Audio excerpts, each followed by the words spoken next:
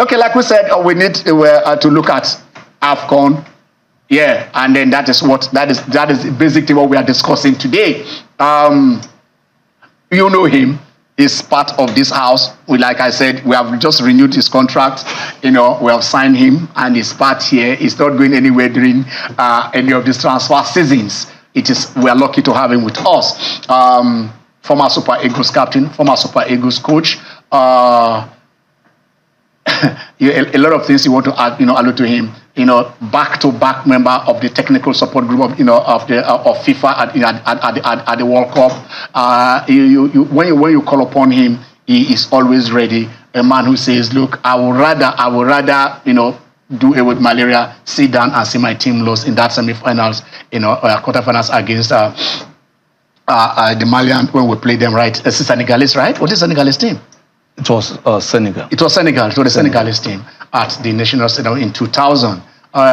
You can call him, but he holds out, but you cannot. His intellect is what we are picking today. We have the pleasure again to have with us in the house Sunday Ogochukwu Oliseh. Sonny, how are you? Good afternoon, bro. I'm fine, thanks. Yes. But I won't ask the first question, actually. The first question is coming from Theophilus. Because Theophilus says something is happening to this somewhere, Theophilus, ask your question. Good afternoon, Skipo. It's good to have you here again. Your team are playing today, the Dutch League. Ajax will be hosting Fortuna Sittard. So I know you could be in a bit of a pickle, but who are you going with today? That's a question with bones everywhere. So, well, personally, I'm rooting for both teams to do well. I'm rooting for Fortuna Sittard to play well, but for Ajax to win the game, because Ajax somehow, if I'm still having food on the table today, Ajax contributed to it, so we have to look at it that way. Okay, I asked, how do you feel when you see PSV atop the table? How does it make you feel? That's painful. That one is painful.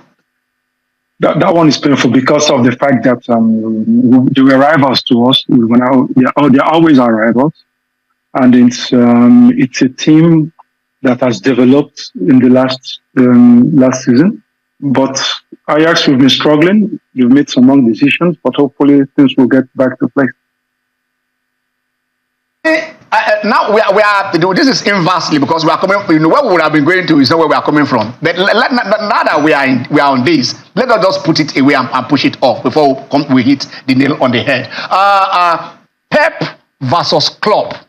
I mean, you follow them because your Bundesliga connection is strong. I've got Dortmund, Cologne, and whatever it is. Is it the Grandmaster? What should we be expecting today? Klopp says I'm leaving at the end of the season. Pep is going for unprecedented 4 Premier League titles. What kind of managers are these? I know you follow them because your studies always have to be whatever is going on there. Tell the world what they should be expecting when they file out today at Anfield, being from the bench. Well, I think you should expect a very, very tactically well mapped out game. It's going to be very physical from the Liverpool side, but it has to be a very technically well sorted out match. The problem is that for Pep's team to lose, they will lose to counter-attacking football.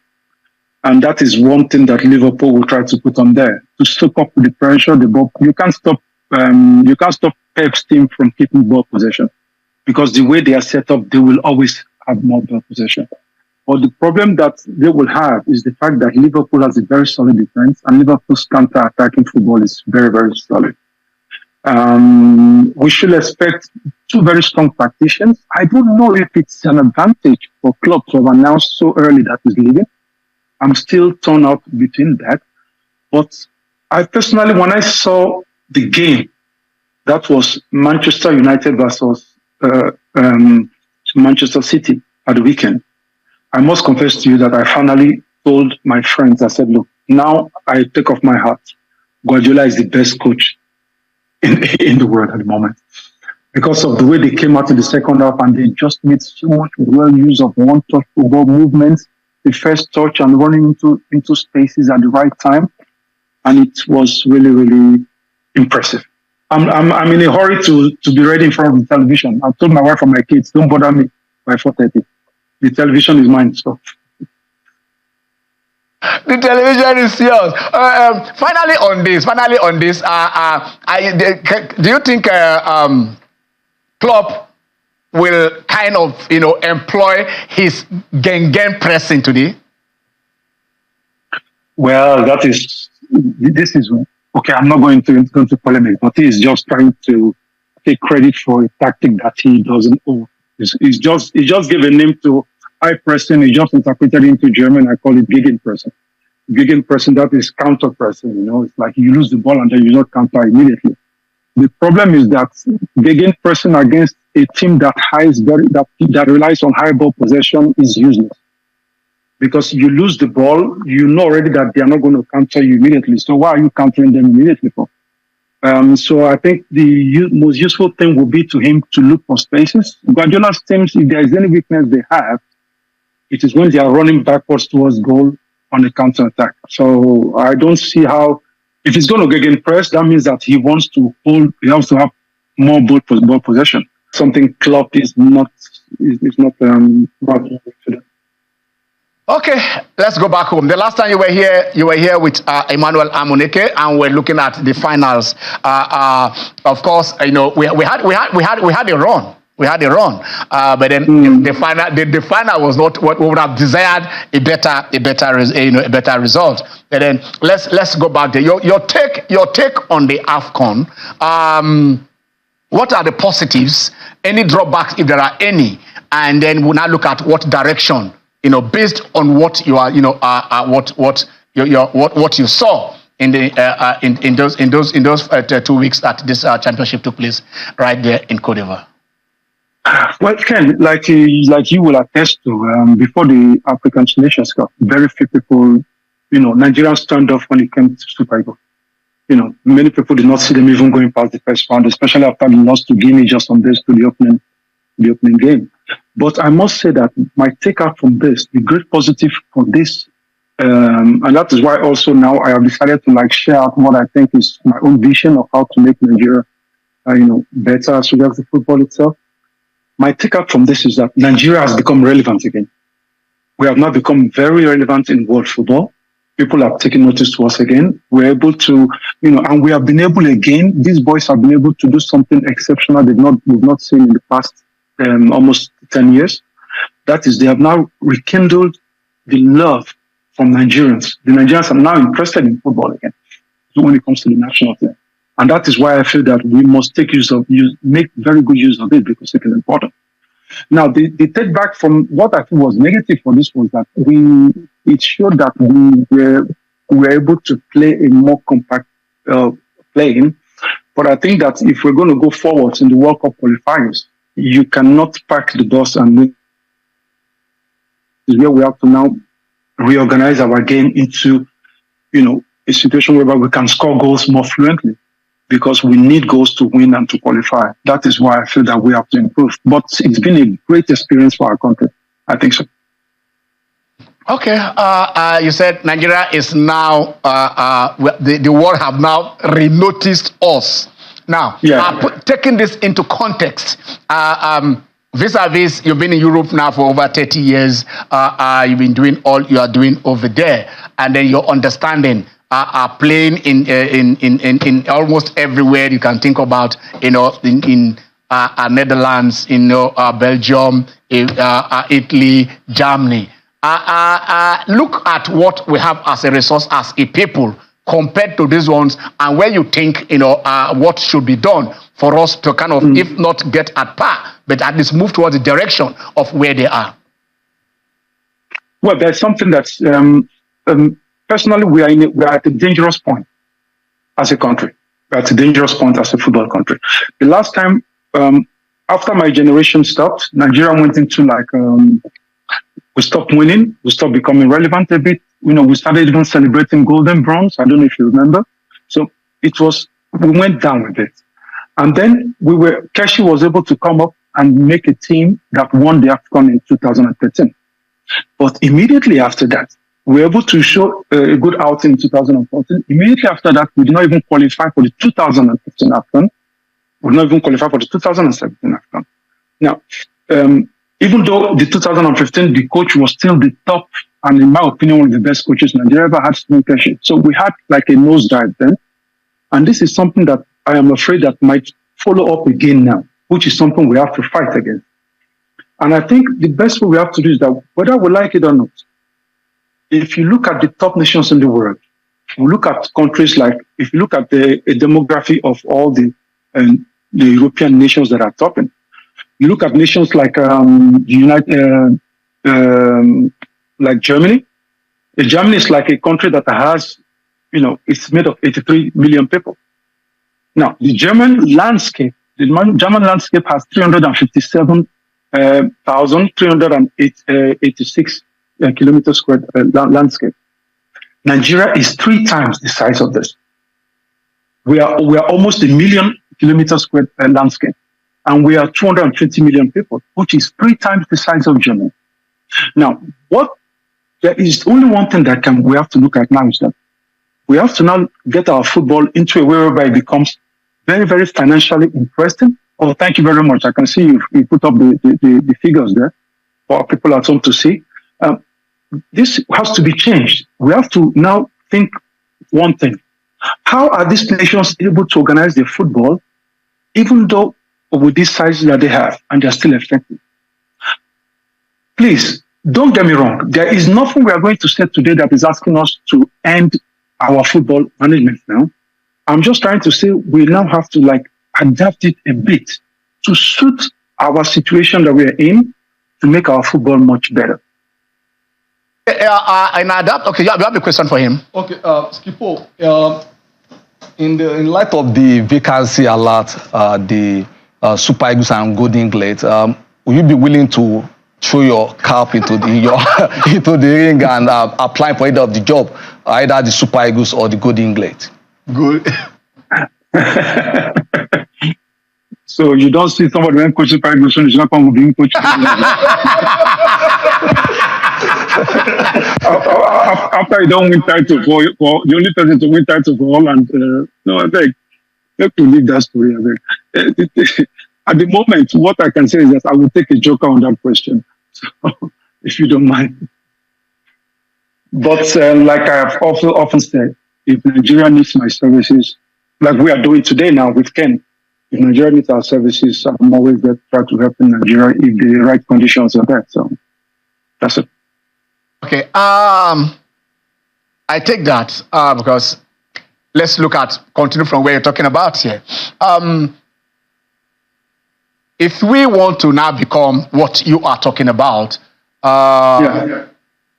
taking our landscape into consideration, which you are saying, look, how wide it is, how massive, that we have here.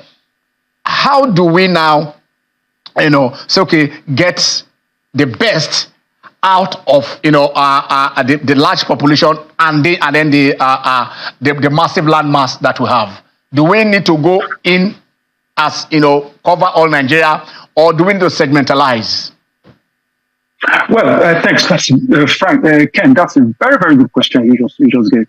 Because the thing there is that, like you said, do we need to go in or do we have to segment? To start with, these nations that are developed, they have wonderful road networks.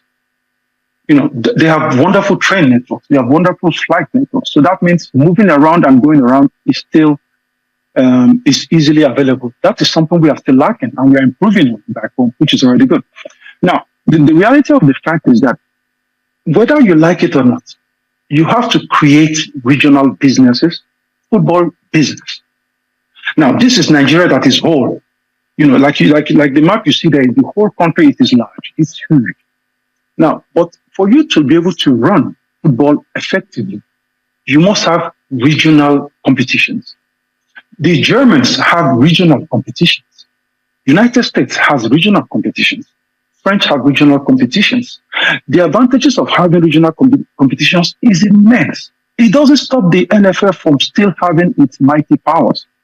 But when you regionalize, that means that now you now put countries, I'm not talking of states now. I'm talking about regions.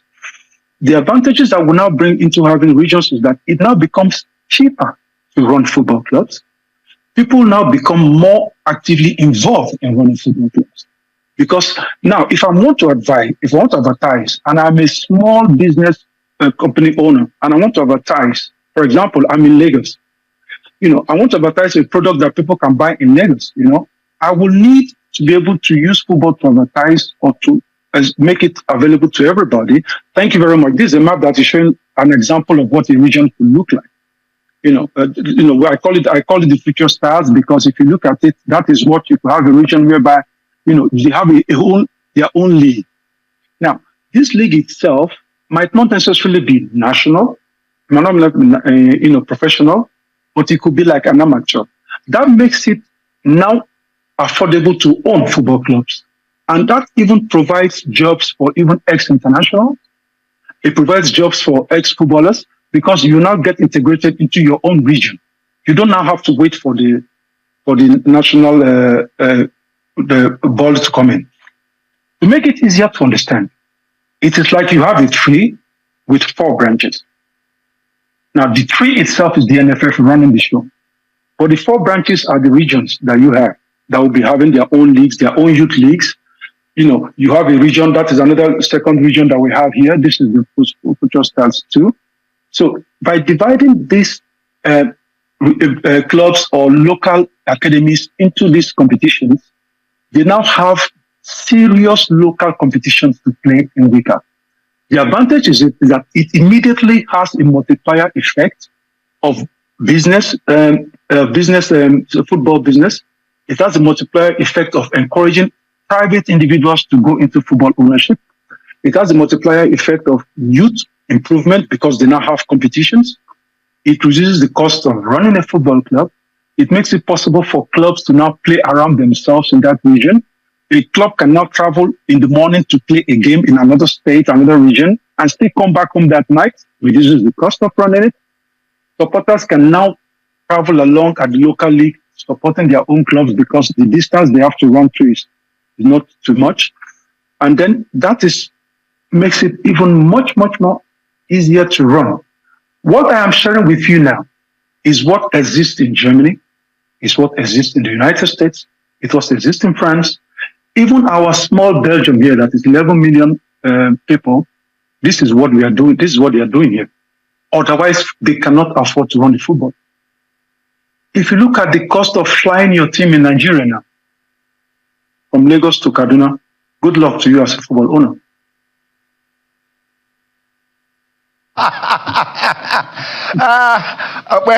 In this guys, I think we started this way, like the league, the national league. But the difference now is you can take Mighty Jet, maybe take them to Benin, bring Rangers to Benin, so you call it a zone. So I think that is the difference now. But it's talking about a system where we regionalize. But unfortunately, we already have the 36 states and federal capital. So what Skipper Oliseh have said now is what the state FA should be doing, not just running for election into the national body when there is time for Congress. So what is talking about to be done at a regional level is exactly the same thing the state and local government football association are supposed to be doing, nothing different. Okay, because I will share a secret with you, because before I am presenting this to you now, this I presented to Nigeria 2 years ago. So what you are existing in Nigeria now, they will not tell you that came from me. I gave it to when I was caught up in the 10-year development program, I gave it to them, and I gave it to the minister. I gave it also to the Football Federation. They were part of it. So that is what it is. But for it to effectively work out, there is one major ingredient that is lacking at the moment. And that is why I like what you just said now. You said this is what the state government should be doing. No, this is how it is done. When you have a region, the region itself must have its own regional FA. Now, the finances are not handled by them. The finances is coming from the tree itself. The tree itself is the NFF. That is what is missing now. You can have all the regions like you are having now. It will not be so effective unless you include the situation whereby the regions must have their own FA and run it.